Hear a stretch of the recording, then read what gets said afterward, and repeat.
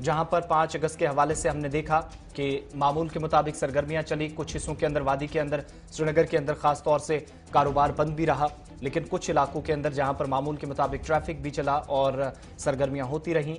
चहल पहल जो बहुत कम दिखी बहुत सारे एरियाज के अंदर, मगर इन सब के बीच में जहां पर बीजेपी की तरफ से तिरंगा रैली निकाली गई तो दूसरी तरफ एहतिजाज पीपल्स डेमोक्रेटिक पार्टी की तरफ से किया गया, कांग्रेस की तरफ से किया गया और शिवसेना ने भी जरूर प्रोटेस्ट किया।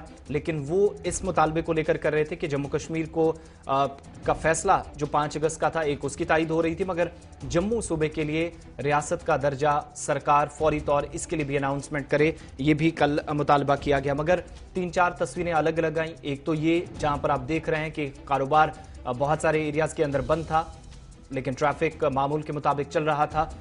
थोड़ी बहुत कमी जरूर नजर आई, लेकिन इन सब के बीच में दूसरी तरफ जहां पर लाल चौक समेत दीगर कई इलाकों के अंदर हसास मकामात पर खासतौर से सिक्योरिटी काफी सख्त थी। इधर जम्मू के अंदर भी तकरीबात का एहतमाम हो रहा था और सबसे बड़ी तकरीब जम्मू और श्रीनगर में बीजेपी पार्टी दफ्तर पर हुई।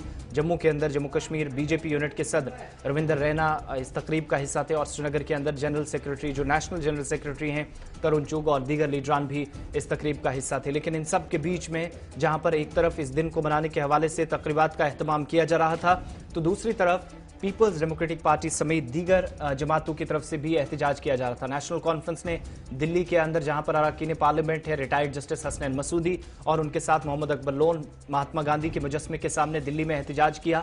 तो श्रीनगर के अंदर गुपकार अलायंस की मीटिंग भी साथ ही चल रही थी। यानी सरगर्मियां पहले 7 से 8 घंटों के दौरान इतनी चली हैं, सियासत खूब हुई है दोनों तरफ से और एक दूसरे पर तंज कसे गए, एक दूसरे पर इल्जामात आयद किए गए। मगर इन सब के बीच में हमने ये भी देखा कि गुज़श्ता बरसों के मुकाबले या पिछले साल जैसे हालात रहे थे, खामोशी काफ़ी ज़्यादा थी, सिक्योरिटी काफ़ी सख्त थी और इंटरनेट सर्विसेज बहुत सारे एरियाज़ में तब बंद थे। लेकिन आज इन सब के बीच में जहां पर एहतिजाज भी हो रहा था, दूसरी तरफ जश्न भी मनाया जा रहा था, तिरंगा रैली निकाली जा रही थी और इस दिन को बड़ा दिन करार दिया गया।